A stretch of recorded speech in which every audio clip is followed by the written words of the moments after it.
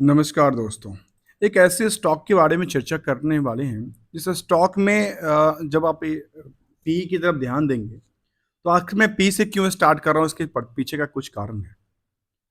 Basically P जो industrial की होती है, इंडस्ट्रियल में किसका पी कहाँ से निकल के आती है, आज इसी पर चर्चा करते हैं और साथ में इस स्टॉक के बारे में थोड़ा-सा डीपली जानने का प्रयास करेंगे। तो देखिए, यहाँ स्टॉक पी क्या कहती है? 26.6 कहती है। इंडस्ट्रियल पी क्या कहती है? 25.9 कहती है। अब मुझे कई बार ना कुछ कन्फ्यूजन आ जाता है कि आखिर इसका इंडस्ट्रियल पी क्या कहता है। अब यहाँ की जो डेटा है वो कहती है इंडस्ट्रियल पी इज 35.9। अब एक्चुअली क्या है, क्योंकि जब हमने दोनों वेबसाइट्स लिया जो कि इंडिया के जो कि बी एस एक्सचेंज है, चाहे वो बीएससी हो या एनएससी हो, तो जब आप बीएससी पे जाएंगे तो बीएससी पे निकल के आती है जी अदर फूड प्रोडक्ट के अंदर आती है। अर्थात ये कहती है जो फूड प्रोडक्ट नहीं है, ठीक है। अर्थात इनको यदि इंडस्ट्री से कभी कंपेयर किया जाए तो इसी से किया जाएगा। लेकिन जब आप एनएससी पे जाएंगे तो एनएससी क्या कहती है इसके बारे में? एनएससी कहती है गारमेंट्स और एपीएस पे काम करती है कंपनी। इसका बेसिक क्या है? इंडस्ट्रीज, गारमेंट का इंडस्ट्री से। तो इसको किस इंडस्ट्री से कहाँ पे कंपेयर किया जाए, मुझे लगता है सबसे बेहतर ये होगा तो सेगमेंट वाइज कंपेयर करना बेहतर होगा। जो इसी सेगमेंट में कोई और कंपनी है, उसका परफॉर्मेंस सेगमेंट वाइज क्या कहती है, इसका क्या कहती है, इन दोनों की आपस में सेगमेंट वाइज का जो पी है, एवरेज पी क्या कहता है, वो एक अच्छा बेहतर ऑप्शन हो सकता है। तो चलिए आज इस पर हम चलने का प्रयास करते हैं आगे। और देखा गया कि कंपनी में पिछले में कुछ दिनों से देख रहा था डेटा। डेटा में ये देखने को मिलेगा, अभी चार्ट में देखें तो चार्ट में देखने को मिलता है आखिर क्या हुआ यहाँ पे। जो स्टॉक ने एक ही रैली में देखने को ये मिली, जो एक गिरती हुई स्टॉक थी वहां पे, फिर जब चली तो कहाँ पे एक पैसा से कहाँ पे आई थी स्टॉक, देखिए निगेटिव में चली गई थी इसकी वैल्यूशन। एक साथ कितना, 2 पैसे पे है, 1 पैसे के आसपास। ये 1 पैसे से कहाँ से निगेटिव है, ये 3 पैसे है नियर अबाउट। 3 पैसे से दोबारा चलती हुई 3 रुपए पर चली जाती है स्टॉक। आखिर क्या है इसकी मार्केट को लेकर के। और इसकी चार्ट आप जब भी देखेंगे, चार्ट में क्या निकल के आती है, चार्ट में एक गिरावट, एक चढ़ती हुई, एक गिरावट, फिर चढ़ती हुई, फिर चढ़ती हुई, फिर चढ़ती हुई और फिर चढ़ती हुई। इन दोनों के आपस में क्या कंपेयर किया जा सकता है, क्योंकि ये जो प्राइस है फिलहाल, ये इससे ऊपर यहाँ के आसपास की वैल्यूशन है। अर्थात एवरेज वैल्यू क्या है इसका, ये है। और नीचे का सपोर्टिव लेवल देखने को नहीं मिलती है। तो चलिए थोड़ा सा इस पार्ट को लेने का प्रयास करें, जहाँ पे कंपनी कहती है जो 5 सालों में कंपनी ने कितना जंप दिया है, 1000% का जंप दिया है। एक इसको कह सकते हैं पेनी स्टॉक्स। और ये ट्रेडिंग में काफ़ी कम रहा है, इसका भी हम डेटा लेंगे क्योंकि कितना नंबर ऑफ शेयर ट्रेडिंग होता है इसका। एक साल डेटा देखें तो एक साल क्या कहती है, 28%। मैक्सिमम देखा जाए तो कहती है 307%। 6 महीने कहती है निगेटिव 37-33% के आसपास। एक महीना कहती है 7%। अर्थात यहाँ पे देखिए मार्केट में आखिर हुआ क्या। ये छोटी सी स्टॉक में पता है क्या होता है, पेटी स्टॉक में जब आती है खरीदारी आती है तो लंबी आती है, जब बिकवाली आती है तो लंबी बिकवाली होती है, और इसी वजह से परसेंटेज आपको जो ग्रो और चार्ट देना उस हिसाब से रिएक्ट करती नजर आती है। तो चलिए आज जानते हैं करंट मार्केट प्राइस को, पहले छोड़ते हैं क्योंकि इससे कोई मतलब नहीं है। ये बेसिकली 3 फैक्टर्स है, एफ, टी और एस, फंडामेंटल, टेक्निकल और सेंटिमेंटल। इन तीनों को मर्ज कर दीजिए तो निकल के आएगी करंट मार्केट प्राइस।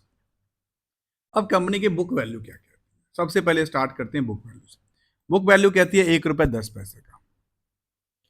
इंडस्ट्रियल जो इनकी इंट्रेंसिक वैल्यू है, इंट्रेंसिक वैल्यू में शायद पता होगा, ये जो वैल्यू है ये अंडरलाइनिंग एसेट्स वैल्यूशन, अर्थात जो कंपनी की जो एसेट्स है उसकी वैल्यूशन यदि किया जाए तो ये निकल के आती है 2 रुपये 61 पैसे के आसपास।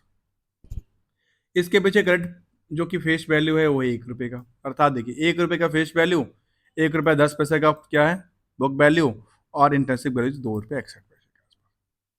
तो इसके हिसाब से करंट मार्केट प्राइस अभी कितना जंप किया है, 3.5 गुना के आसपास जंप कर चुका है मार्केट से।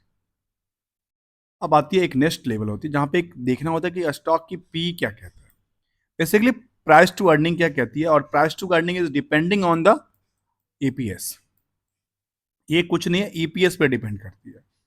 ईपीएस है 14 पैसे का, इसके हिसाब से देखा जाए कितना 26.6 के आसपास स्टॉक पी कहती है। इंडस्ट्रियल पी पे यहाँ पे मैंने पहले ही चर्चा किया था इंडस्ट्रियल पी को लेकर के। इंडस्ट्रियल पी में अलग अलग जो वेबसाइट्स हैं, जहाँ की एनएससी बीबीएससी वो कहती है नॉन फूड डिलीवरी काम करती है, ये कहती है जो गारमेंट और एवेरेज का काम करती है। कंपनी कहती है, हम क्या करते हैं, कंपनी कहती है 2007 में बनी थी, integra essential limited is the business of the life essentials with the foods, agro products, clothing, textile, garments, infrastructures, material, and the service of the construction and the infrastructures developments and the energy sector, energy, material, material production and the services for the renewable energy equipments and the project.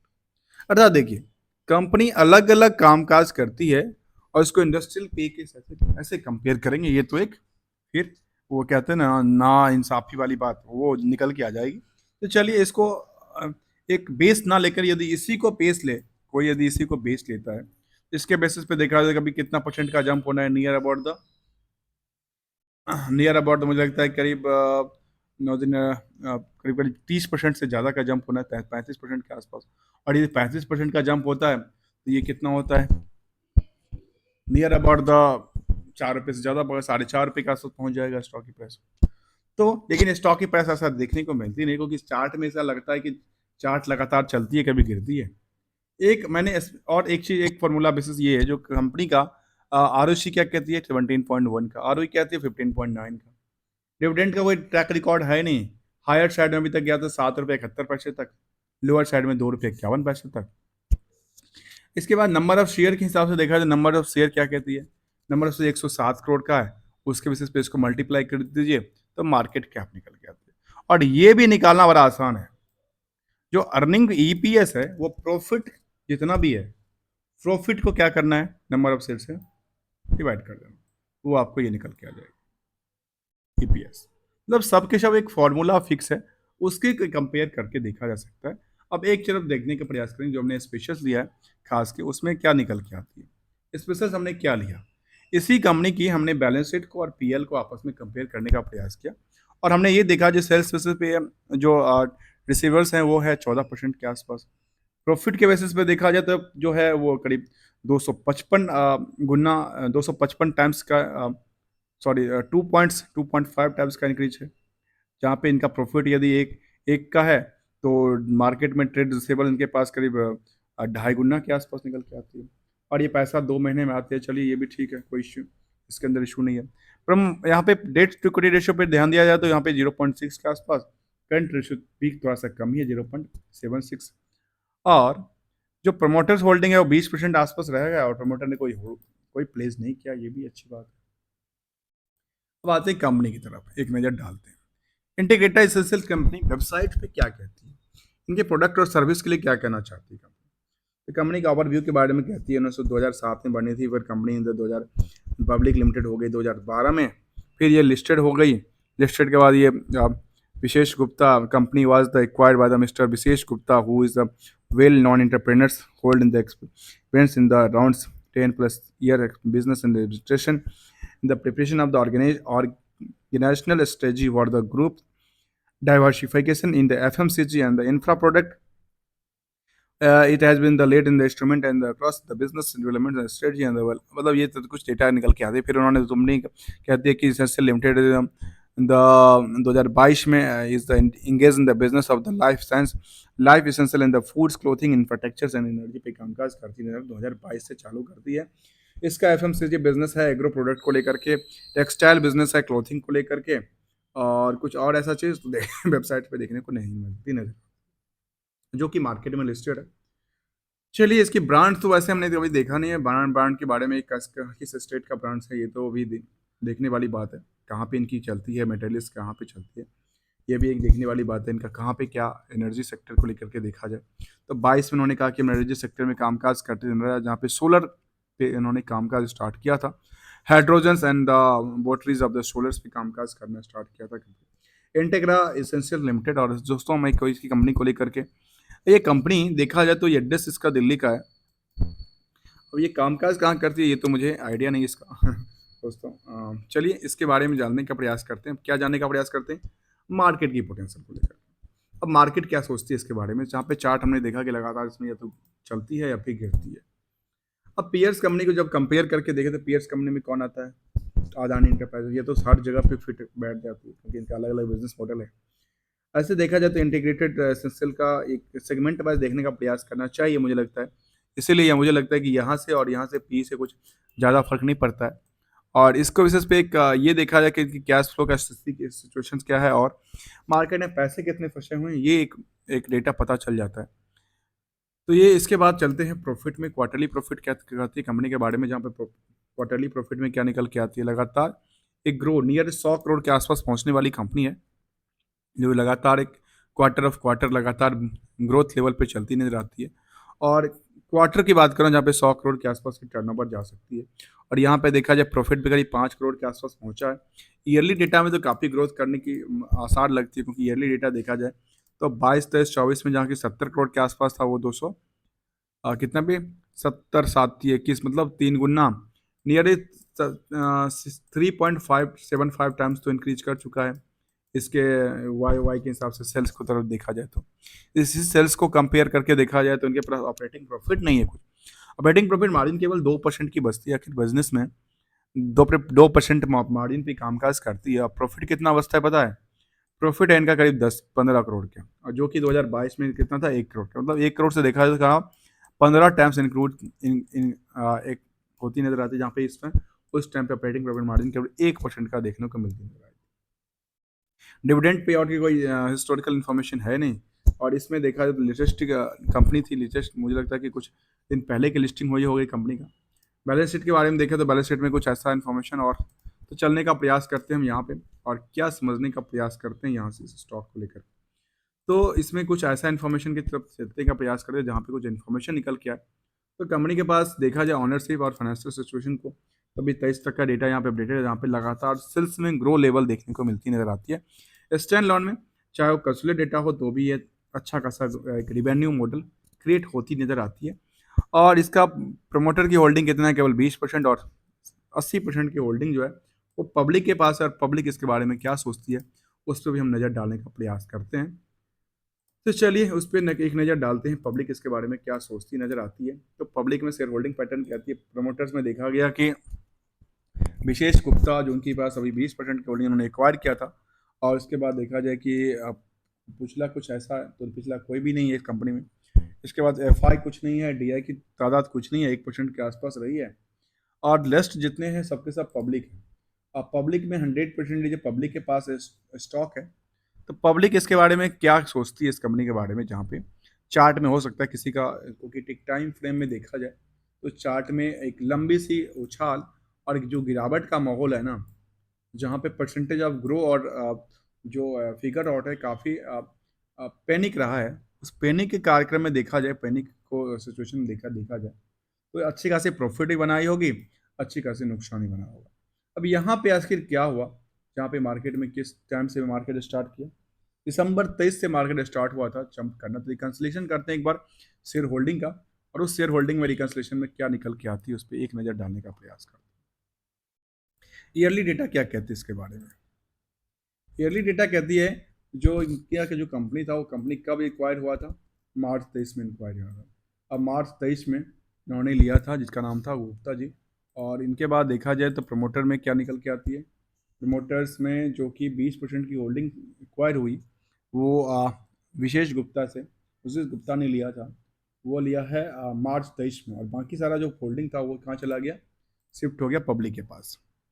यही एक data था। इसके बाद हम एक retail में देखा जाए तो रिटेल में क्या काम करती है कंपनी। तो रिटेल में देखा तो रिटेल में करीब करीब देखा जाए कि करीब ज़्यादातर रिटेल में ही कंपनी का स्टॉक फंसा पड़ा है। तो एक बार देखा जाए इस कंपनी में रिटेल कितना है, रिटेल करीब 70% के आसपास का रिटेल्स होल्डिंग देखने को मिलती है कंपनी में, चाहे वो इंडिविजुअल्स के तौर पे 2 लाख से कम के इन्वेस्टमेंट है और 2 लाख से ज़्यादा के इन्वेस्टमेंट है। यहाँ पे क्या पोटेंशियल बनती नज़र आती है स्टॉक को लेकर के, तो फिलहाल यहाँ पे देखने को ये मिलती है जो कुछ फंडामेंटल में, तो इनका तो जो फंडामेंटल दर्शाती है वो तो इस हिसाब से अभी फिलहाल एक अच्छी पोजीशन में देखने को मिलती है। यहाँ की कंपनी जो कि एक शायद पहले कभी कम प्रॉफिट का था, वहाँ पे सेल्स का था, वो लगातार बढ़ती नज़र आती है। उसके बाद फिलहाल यहाँ पे बैलेंस शीट भी अच्छा पोजीशन में देखने को मिलती है। यहाँ पे डेटर्स यहाँ पे देखा जाए कि रिवेन्यू में क्या हुआ, रिवेन्यू में रिजर्व एंड सरप्लस में थोड़ा सा, सॉरी रिजर्व एंड सरप्लस में यहाँ पे जो लॉस मेकिंग थी वहाँ पे 26 यहाँ पे इस साल से इस समय थोड़ा सा गिरावट आई है। और नंबर ऑफ शेयर क्या हुआ, नंबर ऑफ शेयर यहाँ पे बढ़ गई, क्योंकि number of share right issue और बाकी सारी चीज़ करती नजर आई थी। तो कंपनी राइट इशू किया था ना शायद रिसेंटली, कंपनी का राइट इशू का प्लान था। और राइट इशू क्या किया था कंपनी, आप चार्ट को हमने देखा, और आज कंपनी का लेटेस्ट अपडेट क्या थी, 5/7 को कंपनी ने लेटेस्ट अपडेट निकाल के लाई थी। और लेटेस्ट अपडेट क्या किया थी कंपनी के लिए, उस पर एक नज़र डालने का प्रयास करते हैं। तो कंपनी ने कहा कि हमारा जो कंपनी है integrate essential limited propose amalgamation with the GG engineering limited के साथ, ये जीजी इंजीनियरिंग लिमिटेड के साथ इनका मर्जर का शायद प्लान चल रहा है, ऐसा कुछ अमलगमेशन कहते क्या। तो कहती है company find the intra essential limited amalgamations of the GG engineering limited for the purpose detailed there in, इसने डिटेल रिकॉर्ड फाइल किया है 13 जुलाई के लिए। कहा कि हमारा बोर्ड मीटिंग शायद होने वाला है नेक्स्ट ईयर इन द 13 जुलाई को बोर्ड मीटिंग होगा। उसके बाद कहती है intra essential limited propose amalgamation of the GG engineering limited. और 5 तारीख अपडेट था, intra essential limited is transferee company, the जीजी इंफ्रा ट्रांसफर कंपनी। ये एक डेटा निकल के आती है जहाँ पे मर्जर की बात कर दी नजर आती है। तो कहते हैं inter essentials transferee company shall issue the allot the 48 equity share of the face value 48 in the ₹1 के हिसाब से बेच देगा each of the equity share of the GG engineers limited transfer company for every 100 equity share of the face value of the ₹1 each of the hold of the items of the transferee company. और ये इनका निकल के data निकल के आती नजर आती है। इसका जो ऑडिटर है वो भी बड़ा है, PwC कहते हैं इनका ऑडिटर्स है। obtain the daily due diligence of the nation in the relations in the PwC, आप PwC के ऊपर कामकाज करती नजर आ सकती है। चलिए, तो हमने इसको समझने का प्रयास किया इस बिजनेस मॉडल को। इसके बाद कुछ और अपडेट की तरफ देखा जाए तो फिलहाल ऐसा कुछ अपडेट यहाँ पे देखा जाए तो और कुछ अपडेट है तो ऐसा कुछ अपडेट देखने को नजर नहीं आती। इससे पहले न्यूज पब्लिकेशन की बात करती नजर आती थी, अलॉटमेंट की बात कर देती है नजर आई है कंपनी। अलॉटमेंट क्या किया था कंपनी ने, तो अलॉटमेंट में देखा जाए तो क्या कंपनी ने क्या किया अलॉटमेंट, अलॉटमेंट में कंपनी ने कहा कि equity allotment of equity share तो राइट इशू में इन्होंने इक्विटी शेयर इशू किया है। इसके बाद कुछ और allotment of the right issue share की डिस्क्लोजर देती नजर आती है, बोर्ड मीटिंग की बात करती नजर आती है। तो इसको हमने समझने का प्रयास किया। इस स्टॉक में, अब एक इस स्टॉक में जो हमने शेयर होल्डिंग पैटर्न को देखा, यहाँ पे ज़्यादातर कौन है, एक इंडिविजुअल्स जिनकी 2 लाख से कम की इन्वेस्टमेंट इस स्टॉक में है। तो इसके बाद इस स्टॉक में आखिर क्या हुआ, तो इसके स्टॉक में दोबारा चलने का प्रयास करते हैं, इसके स्टॉक में क्या पोटेंशियल बनती नजर आती है। और इसमें और इसका पीएस कंपनी की तरफ एक नज़र डालते हैं तो पीएस कंपनी इसके बारे में क्या कहती है। इसके बारे में एनएससी पीएससी कहती है, एनएससी कहती है इसके पास जो पीयर्स हैं उसमें कुछ अलग अलग नाम्स हैं, जहाँ पे इनका नंबर 4 नंबर पे आता है। कंसोलिडेटेड डेटा के हिसाब से कहती है इनका पास जो डेटा है वो 3 नंबर पे आता है। और जो सेल्स रेवेन्यू रहा वो लगातार एक ठीक है, मतलब उस लेवल से अच्छा देखने को नहीं मिलती नजर आती, क्योंकि मिलियंस में तो 6 करोड़ का इनका प्रॉफिट देखने को मिला। कितना में 245-46 करोड़ जब सेल्स करती है, टोटल रेवेन्यू करती है, तब 6 करोड़ का इनका पास प्रॉफिट बनती नजर आती है। तो दोस्तों चलिए इसके बाद एक नज़र डालते हैं इसकी हम परफॉर्मेंस की तरफ। और परफॉर्मेंस क्या कहती है, पिछले जब से मार्केट में इस तरह की न्यूज़ें आई तो पिछले 5 दिन में लगातार स्टॉक में 5% की गिरावट देखने को मिला है। आज की चार्ट में क्या देखने को मिला है, आज की चार्ट में कुछ ऐसा है इम्पैक्ट, आज की चार्ट में ऐसा कुछ देखने को इम्पैक्ट नहीं पड़ता नज़र आता है। जो जैसा था या आज का 8 तारीख का डेटा क्या कहता है इसके बारे में, जहाँ पे 8 तारीख का डेटा नज़र आती है वहाँ पे 4% की गिरावट देखने को मिलती है।